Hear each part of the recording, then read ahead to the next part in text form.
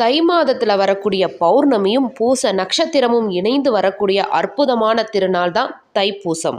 இந்த நாள் முருகப்பெருமானுக்கு அதீத சிறப்புடைய நாளாக இருக்கிறதுக்கு காரணம் என்னன்னு தெரியுமா? அசுரர்களை அழிக்கிறதுக்காக தேவர்கள் சிவபெருமான் கிட்ட கேட்குறாங்க. சிவபெருமான் தன்னோட 5 முகத்தோடு 6வது முகமான அதோ முகமும் இணைத்து தன்னோட நெற்றிக் கண்ணிலிருந்து வெளிப்பட்ட தீப்பொறியிலிருந்து உருவானவர் தான் முருகப்பெருமான்.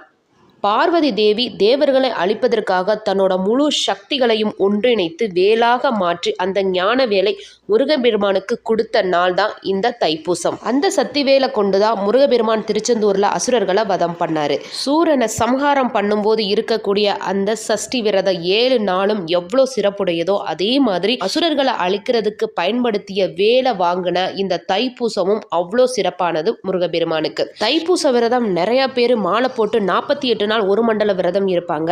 அதே போல 21 நாள் விரதம் இருப்பாங்க, 18 நாள்